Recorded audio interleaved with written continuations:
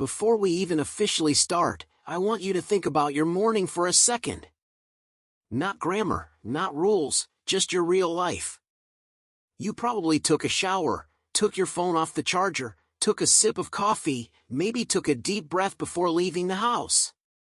And the crazy part is, you used the word take multiple times without noticing. Native English speakers rely on this word constantly. It's one of those invisible verbs that quietly runs everyday English. If you understand how take works, your English instantly sounds more natural, more relaxed, more real. Today we're not memorizing a list, we're unlocking a word that appears everywhere in conversations, movies, podcasts, and daily life. Exactly, and this is what makes today's episode powerful.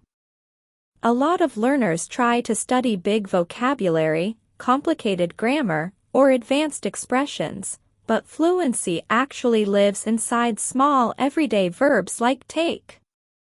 These are the words that glue conversations together. When you master them, you stop translating in your head and start thinking in English. By the end of this episode, you're going to notice take everywhere in songs, in shows, in real conversations, and instead of feeling confused, you'll understand why it's being used. That awareness is what turns passive listening into active learning, and that's how real progress happens. Hey everyone, welcome back to the Real Talk English podcast, a space where learning English feels more like hanging out than studying. I'm Jack, and if this is your first time listening, the idea here is simple. You improve your English by listening to real conversations that sound like everyday life. No pressure to memorize anything, no complicated grammar charts, just exposure to how English actually moves when people speak naturally. Think of this as training your ear. The more you listen, the more patterns your brain starts recognizing, and suddenly phrases that used to feel difficult start sounding familiar. That's why podcasts are such a powerful tool. You're learning passively while still making real progress. And I'm Olivia, and I love that this podcast feels like a shared space where learners can relax and just absorb English without stress. A lot of people try to force fluency by studying harder, but fluency isn't only about effort, it's about consistency and comfort with the language. When you hear English in a calm, conversational rhythm, your brain stops treating it like a test and starts treating it like communication.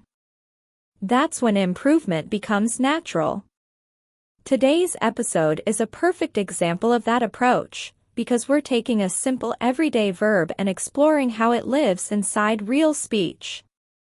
By listening to how we use it back and forth, you're not just learning a word, you're learning how English breathes in conversation. So when learners ask what take really means, the honest answer is that it's less about a single definition and more about a pattern of use. Take is one of those verbs that stretches across many situations because it describes interaction, you taking control of something, accepting something, moving something, or engaging in an action. English relies heavily on flexible verbs like this instead of inventing a new word for every tiny situation. That's why native speakers sound efficient. They reuse strong core verbs and let context carry the meaning. Once you understand that idea, take stops feeling random and starts feeling logical. It's not chaos, it's a system built on versatility. Exactly, and learners sometimes struggle with take because they expect every verb to behave neatly inside one category. But real English doesn't work like a dictionary list, it works like a network. A word expands based on context. When you hear take, your brain shouldn't search for a rigid translation. Instead, it should ask, what action is happening here? Is someone accepting something, spending time, performing an activity, or transporting an object? That mental shift is powerful because it moves you away from word-by-word translation and toward meaning-based listening. And that's the moment English starts to feel intuitive instead of mechanical. You're no longer decoding language, you're understanding it in motion. One of the most natural ways English speakers use take is when they're accepting something that's being offered, and what's interesting is how emotional this usage can feel. When you say "I'll take it," you're not just describing an action, you're showing a decision in real time. It's quick, confident, and conversational. This is why you hear it so often in everyday exchanges, like ordering food, agreeing to help, or accepting an invitation. The word carries a sense of participation. You're actively choosing to receive something, not passively waiting for it. That small difference gives English a feeling of momentum, like the conversation is always moving forward. And what makes this usage especially important for learners is that it replaces a lot of formal verbs that technically mean the same thing but don't sound natural in casual speech. In real life, people rarely say, "I accept your offer," unless the situation is serious or professional. In daily conversation, warmth matters more than precision, and take creates that warmth. It softens the interaction and makes it feel human. When someone offers you coffee and you say, "Yeah, I'll take one," it sounds friendly and effortless. That tone is part of fluency. Fluency isn't only choosing correct words, it's choosing words that match the social energy of the moment. And take is one of those verbs that instantly lowers the distance between people in a conversation. When take is connected to time or energy, it reveals something very human about how English speakers talk about effort. We don't just measure time, we experience it. When you say, "Learning English takes time," you're acknowledging a process, a journey that unfolds gradually. The verb take suggests that time is something invested, almost like a resource you're putting into growth. Native speakers use this structure constantly because it reflects real expectations about life. Meaningful things require patience. You'll hear it in everyday situations like cooking, studying, traveling, or recovering from something difficult. It's a calm reminder that progress isn't instant, and English captures that philosophy inside a tiny verb. And I love how this usage also changes the emotional tone of a sentence. Saying "it takes time" feels gentler than saying "it's slow" or "it's difficult." It frames effort as normal instead of frustrating. That nuance matters because English often softens reality through phrasing. When learners adopt expressions like this, they don't just sound fluent, they sound emotionally aligned with native conversation patterns. You'll notice people use take to normalize effort. It takes practice, it takes courage, it takes focus. These phrases don't complain, they accept reality in a steady, balanced way. That mindset is built into the language. So when you start using take in this way, you're not only describing time, you're communicating patience and resilience, which is a very natural part of everyday English. When we use take to talk about movement or transportation, what we're really doing is simplifying how we describe travel in English. Instead of focusing on the mechanics of movement, English zooms in on the decision behind it. When you say, "I'll take the bus" or "I took a taxi," the sentence highlights your choice of path, not just the action of moving. That's why this structure appears everywhere in daily life: commuting, errands, trips, even small movements inside the house. Parents say, "Take this upstairs," friends say, "Take this with you," and coworkers say, "I'll take that to the office." The verb becomes a shortcut for logistics. It compresses a whole chain of actions, picking something up, carrying it, delivering it, into one clean word. And what makes this usage powerful for learners is that it connects language to routine. Movement is constant in everyday life, so verbs tied to transportation become high-frequency tools. When you master this version of take, You unlock dozens of natural sentences without memorizing separate verbs for each situation. English favors efficiency here. Instead of inventing new vocabulary for every direction or motion, speakers reuse take and let context explain the details. That's why the same verb works for buses, trains, objects, and even people, like "I'll take you home." The listener understands the intention immediately. This flexibility is a core feature of conversational English. It prioritizes clarity and speed, allowing conversations to flow without over-explaining movement. When take is used for actions like take a shower or take a break, what you're seeing is a pattern English uses to package everyday activities into smooth, familiar expressions. These phrases aren't random, they're part of rhythm. Native speakers grow up hearing them so often that the verb and the noun almost fuse into a single unit. When someone says, "I'm going to take a walk," the brain doesn't process two separate words, it recognizes a complete idea instantly. That's why translating word by word can feel confusing for learners. The key isn't to analyze each piece, it's to treat the phrase as a natural chunk of language. English relies heavily on these chunks to keep speech fast and effortless. And what's beautiful about this structure is how it reflects how English organizes daily life into repeatable rituals. Actions like resting, breathing, walking, or pausing aren't dramatic events, they're small resets inside the day. Using take gives those actions a gentle sense of intention. You're choosing to step back for a moment. When someone says, "take a break," it sounds caring, almost protective, not mechanical. That emotional tone is part of why these expressions stick. They carry meaning beyond grammar. For learners, adopting these phrases isn't just vocabulary practice, it's learning how English expresses self-care, routine, and balance in a subtle way. And once these action phrases become automatic, your speech starts to sound relaxed and natural without extra effort. Common phrases with take really reveal how versatile and expressive English can be. These aren't just words, they're social signals that carry subtle meaning beyond the literal action. For example, when you say "take care," you're not just ending a conversation, you're showing empathy, concern, and friendliness, all in two simple words. Similarly, "take a look" or "take a seat" aren't commands, they're invitations that make someone feel comfortable and welcome.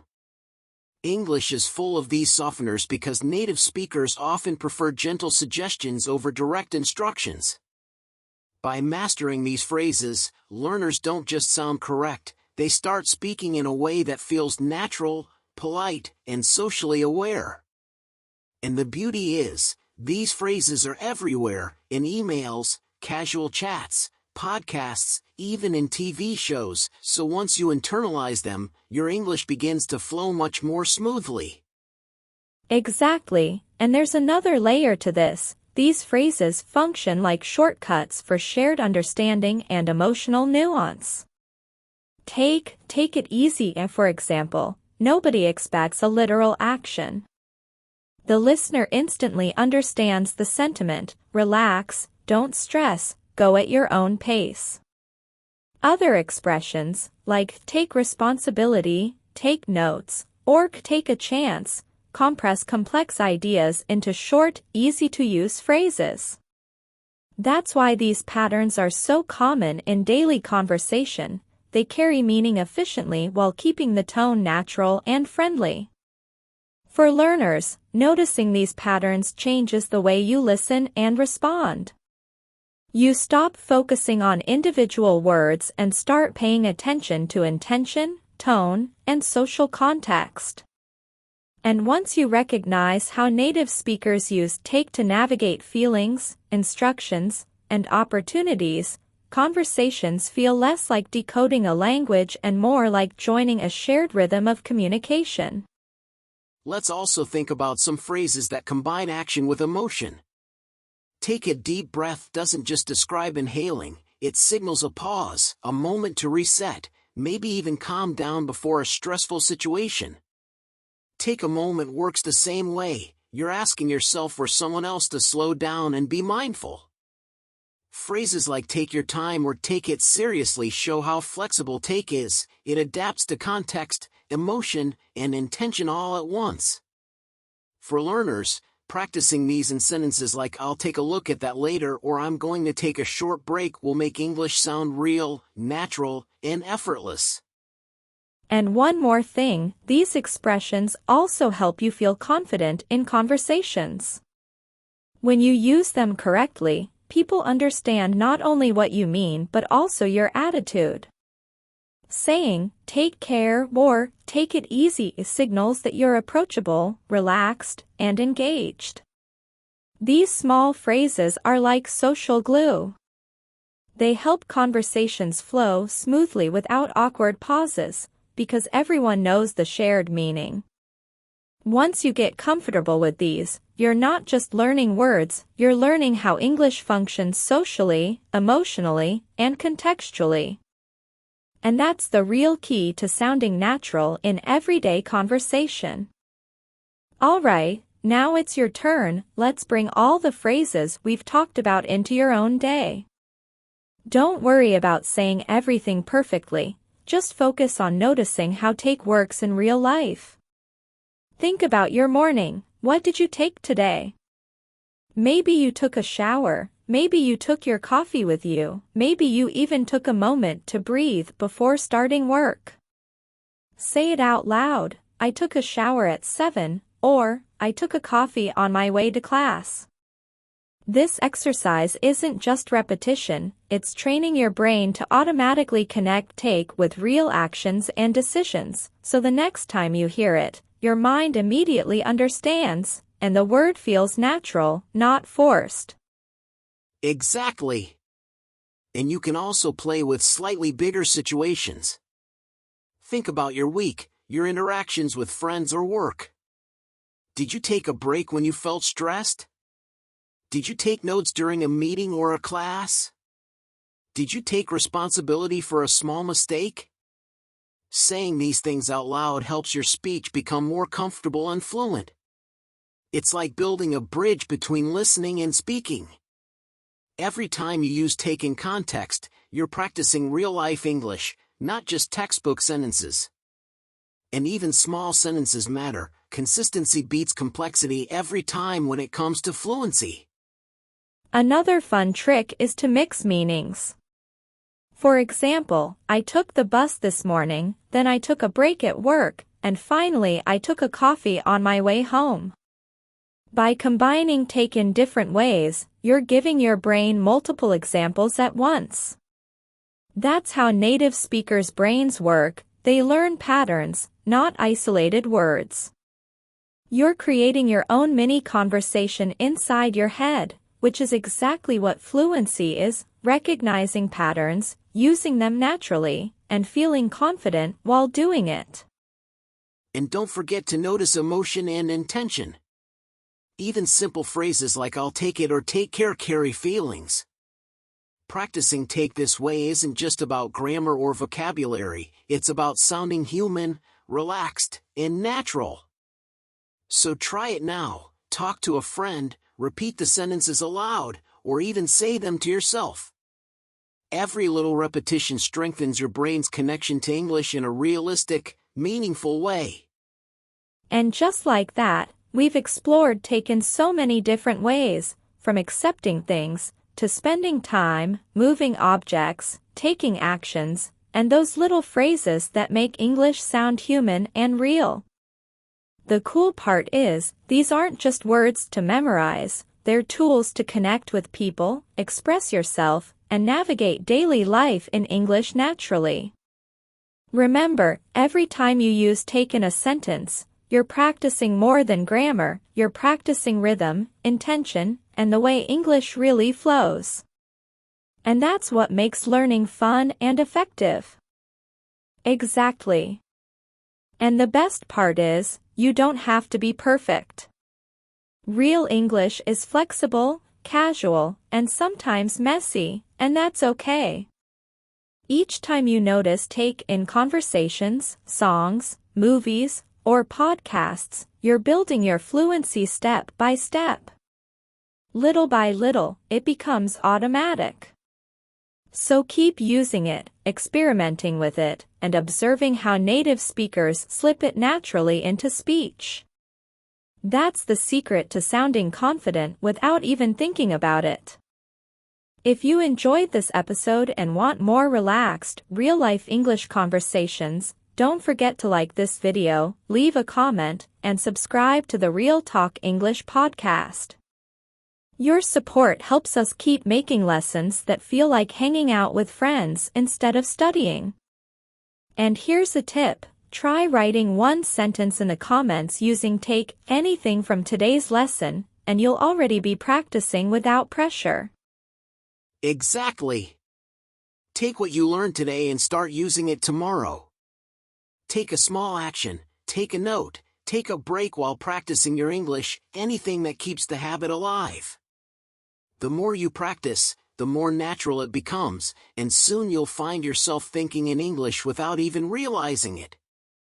Thanks for listening, keep taking steps forward, and we'll see you in the next episode.